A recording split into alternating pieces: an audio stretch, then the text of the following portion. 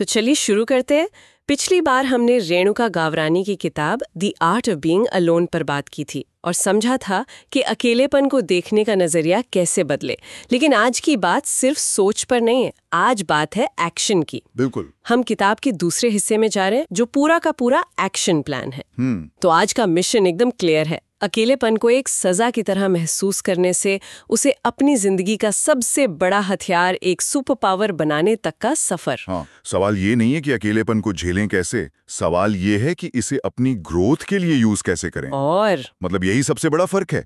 पहला पार्ट एक तरह से फाउंडेशन था, मानसिकता बदलने के लिए। राइट। लेकिन ये हिस्सा ये उस फाउंडेशन पर बिल्डिंग खड़ी करने का पूरा ब्लूप्रिंट देता है। आइडिया ये है कि अकेलेपन को मजबूरी मत समझो, उसे एक चॉइस बनाओ। एग्जैक्टली जानबूझकर अकेला समय निकालना ताकि कुछ बड़ा किया जा सके। ये पैसिव फीलिंग से एक्टिव स्ट्रैटेजी की तरफ एक बहुत बड़ा शिफ्ट है। ठीक है, तो चलो इसे खोलते हैं।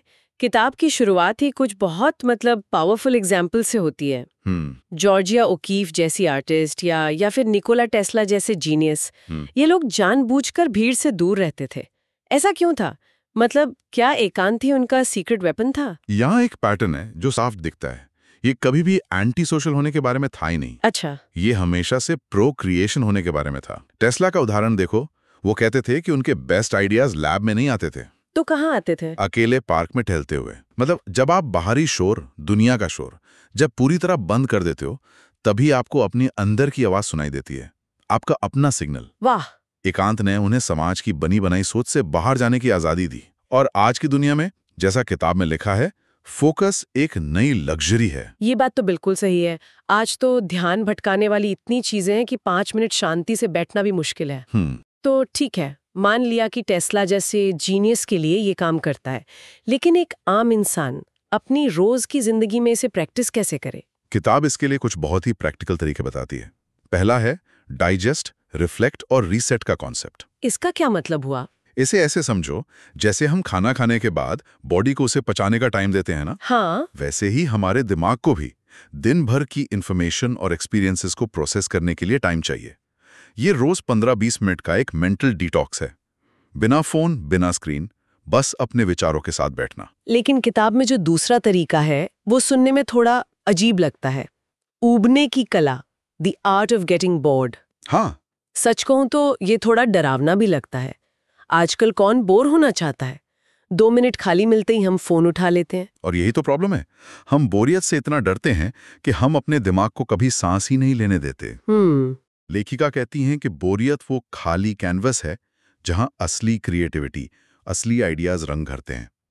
जानबूझकर बोर होना आपके दिमाग को बैकग्राउंड में डॉट्स कनेक्ट करने का मौका देता है। वो आहा मोमेंट्स। एग्जैक्टली। वो आहा मोमेंट्स तभी आते हैं जब आप एक्टिवली कुछ नहीं सोच रहे होते। ये एक तरह की मेंटल ट्रेनिंग है। ठीक है, तो एकांत में फोकस करना और बोरियत को अपनाना, ये तो हो गया अंदर का काम। लेकिन इस नई एनर्जी और क्लैरिटी को बाहर की दुनिया में कैसे यूज करें? मुझे लगता है किताब का अगला हिस्सा इसी पर है ना? बिल्कुल। जहां वो कहती हैं अपने लक्ष्यों को अपना नया सबसे अच्छा दोस्त बनाओ। बिल्कुल, यहीं से असली एक्शन शुरू होता है। लेकिन अपने लक्ष्यों से दोस्ती करने से भी पहले एक बहुत जरूरी स्टेप है। वो क्या है? ये पक्का करना कि वो लक्ष्य आपके अपने हैं भी या नहीं। मतलब? किताब इस बात पर जोर देती है कि ज्यादातर लोगों के सपने उनके अपने होते ही नहीं, वो समाज, परिवार या सोशल मीडिया से कॉपी किए हुए होते हैं। ये तो बहुत बड़ा पॉइंट है। हाँ, तो असली एक्शन तब शुरू होता है जब कोई शांति से बैठकर ये तय करता है कि सफलता और खुशी का असल में मेरे लिए क्या मतलब है, दूसरों के पैमानों पर नहीं, अपने पैमानों पर। हम सब एक ऐसी दौड़ में भाग रहे हैं जिसका फिनिशिंग लाइन किसी और ने तय किया है। तो मान लो किसी ने ये तय कर लिया कि उसे क्या चाहिए, तो फिर एक्शन प्लान की शुरुआत कहाँ से होती है? और यहीं पर किताब का नजरिया थोड़ा अलग है। वो आपको बड़े बड़े सपने देखने के लिए कहने से पहले एक अजीब सा काम करने को कहती है। क्या? उन सभी चीजों की लिस्ट बनाइए जो आपको अपनी जिंदगी में अभी पसंद नहीं है। 1 मिनट, ये तो बहुत नेगेटिव नहीं लग रहा? क्या इससे लोग और निराश नहीं हो जाएंगे? अपनी प्रॉब्लम्स की लिस्ट बनाना थोड़ा डीमोटिवेटिंग हो सकता है। शुरू में ऐसा लग सकता है, लेकिन इसका मकसद नेगेटिव होना नहीं, बल्कि क्लैरिटी लाना है। अच्छा। ये एक डायग्नोस्टिक टेस्ट की तरह है। आप किसी बीमारी का इलाज तब तक नहीं कर सकते जब तक आपको पता ना हो कि बीमारी है क्या, राइट? सही बात है। ये लिस्ट आपको एक क्रूर ईमानदारी के साथ दिखाती है कि असल में बदलने की जरूरत कहाँ है। ये शिकायत करने के लिए नहीं है, ये समझने के लिए है। समझ गई। तो ये प्रॉब्लम को पहचानने का एक तरीका है। इसके बाद क्या क्या हमें इन सभी प्रॉब्लम्स को एक साथ ठीक करने की कोशिश करनी चाहिए? नहीं, और यही इस प्लान की खूबी है।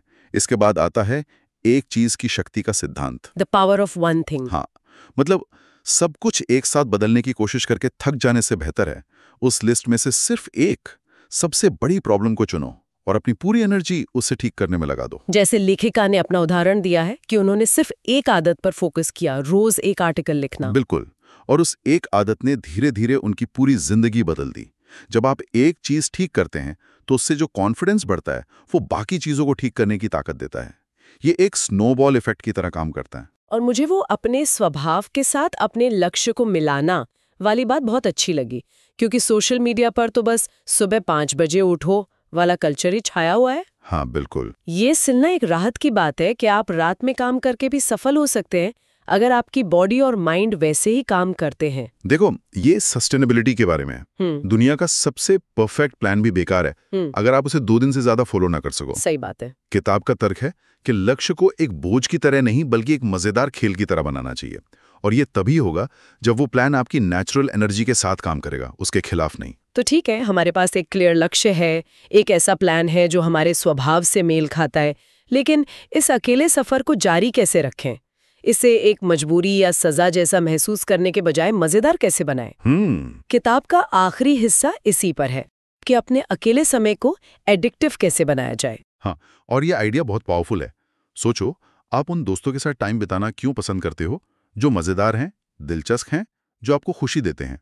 क्योंकि उनके साथ अच्छा लगता है। राइट। किताब कहती है कि आपको खुद के साथ भी वैसा ही रिश्ता बनाना होगा। आपको अपनी कंपनी को इतना इंटरेस्टिंग बनाना होगा कि आप उसके लिए तरसें। और ये कैसे किया जा सकता है? इसके लिए क्या तरीके बताए गए हैं? इसके लिए 3 मुख्य स्ट्रैटेजीज हैं। पहली, खुशी के कई सोर्स बनाना। अच्छा। अपनी खुशी को किसी एक इंसान, एक नौकरी या एक हॉबी पर डिपेंडेंट मत रखो। छोटी छोटी चीजों में खुशी खोजना सीखो, चाहे वो एक नई कॉफी शॉप ट्राई करना हो, कोई नई स्किल सीखना हो, या बस पार्क में अकेले बैठना हो। तो जब आपके पास खुशी के कई रास्ते होते हैं तो आप किसी एक के जाने से टूटते नहीं हैं। एग्जैक्टली। दूसरा शायद नई स्किल सीखना है ना? हाँ, नई स्किल सीखना सिर्फ आपके रिज्यूमे के लिए नहीं है, ये आपके दिमाग के लिए है।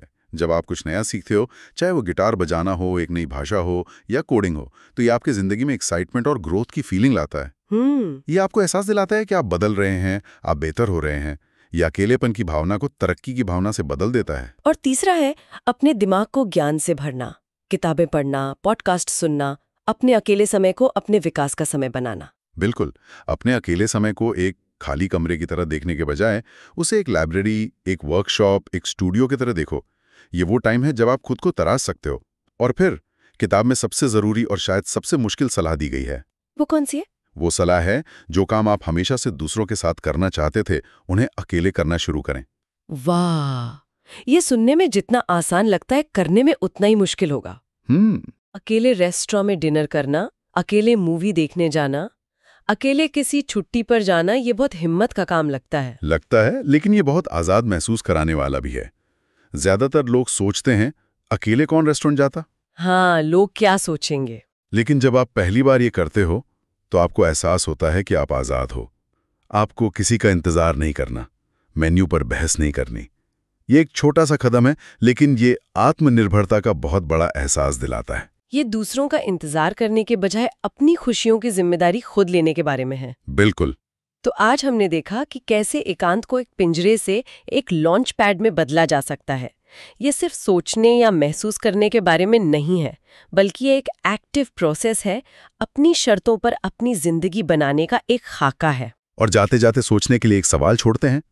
किताब हमें अपनी जिंदगी का डिजाइनर बनने और अपनी खुशी के लिए आत्मनिर्भर होने को कहती है।